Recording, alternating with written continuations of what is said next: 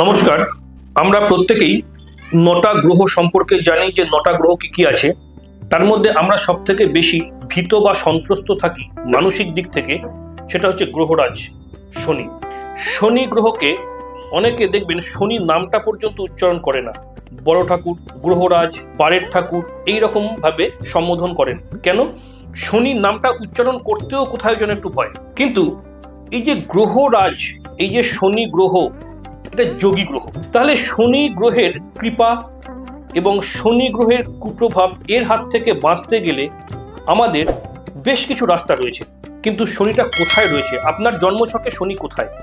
আপনার জন্মছকে শনি কি ভালো অবস্থায় রয়েছে নাকি আপনার জন্মছকে শনি খারাপ অবস্থায় রয়েছে সেটা আগে জানুন। আপনার জন্মছক রয়েছে। আর এই যে অনুষ্ঠানটা যদি ভালো লাগে বা আপনাদের শনি কোন জায়গায় রয়েছে কমেন্ট করে আমাকে জানাতে পারেন। আর অবশ্যই চ্যানেলটাকে সাবস্ক্রাইব করে রাখবেন আগামী প্রোগ্রামগুলো পেতে। তাহলে চলে আসি শনির অশুভ প্রভাব যেগুলো। আপনারা জানেন শনি মানুষকে রাতারাতি রাজা করে, মানুষকে রাতারাতি ভিখারি করে। বিষয়টা অত ফাস্ট হয় না, কারণ শনি একটু স্লো মোশনের গ্রহ, যার জন্য বলা হয় শনির ধাইয়া, শনি সাড়ে সাতি এগুলো বলা হয়। কেন? শনি এক একটা ঘরে অর্থাৎ এক একটা রাশিতে 2.5 বছর ধরে থাকে।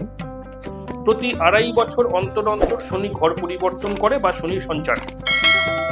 তাহলে শনি মানুষকে রাজা বানায়, শনি মানুষকে যোগী বানায়, শনি মানুষকে মহাযোগী বানায়, শনি মানুষকে সবকিছুর ঊর্ধ্বে করে আধ্যাত্মিক মার্গে, ধর্মপথে। কিন্তু যারা কুপথে থাকে তাদের কিন্তু শনি ভালো নয়। শনির কৃপা দৃষ্টির জায়গায় শনির কোপ দৃষ্টি কিন্তু তার উপর পড়ে। তাহলে শনি যদি কারো বিরূপ হয় তাহলে পরে তার জীবনটা কিছুটা ছাড়খাড় হয়ে যায়।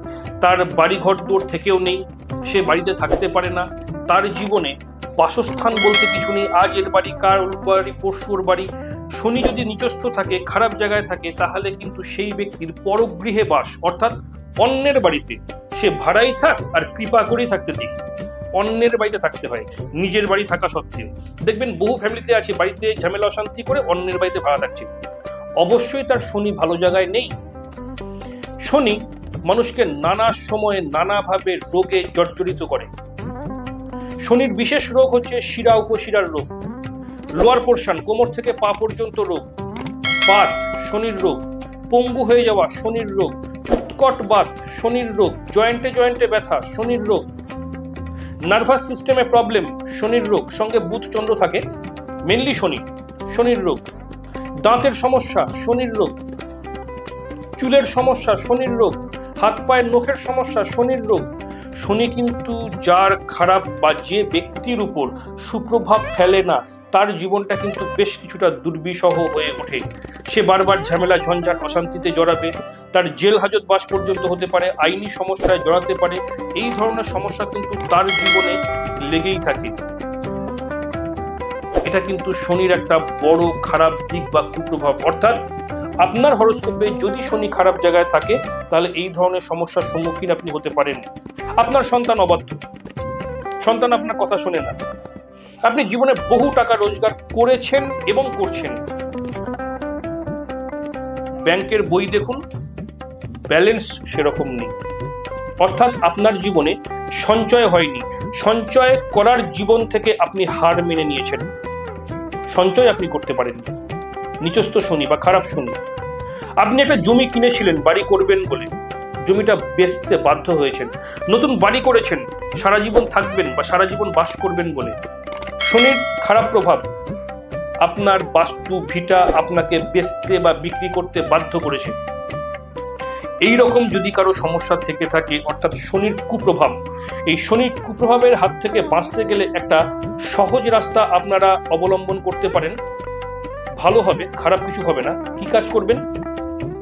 যে কোনো শনিবার শনি মন্দিরে কিছুটা পরিমাণ সর্ষের তেল, ইনট্যাক্ট বোতল, ব্যবহার করা নয়, দোকান থেকে ফ্রেশ কিনে সর্ষের তেল কিছুটা পরিমাণ শনি মন্দিরে দান করতে পারেন। সঙ্গে কিছুটা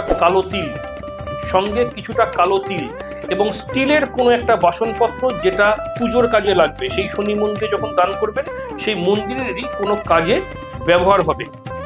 আর যদি সম্ভব হয় 21খানা নীলকণ্ঠ ফুল, মানে নীল অপরাজিতা ফুল দান করবেন। যখন দান করবেন দান করে যখন আপনি ফিরে আসবেন তখন আর পেছন ফিরে শনি দেবতার দিকে তাকাবেন না, সরাসরি বাড়ি চলে আসবেন, অবশ্যই ভালো ফল পাবেন, শনির কুপ্রভাবের হাত থেকে বাঁচতে পারবেন। আজকে এই পর্যন্তই, নেক্সট প্রোগ্রাম অন্যদিন। প্রত্যেকে ভালো থাকবেন।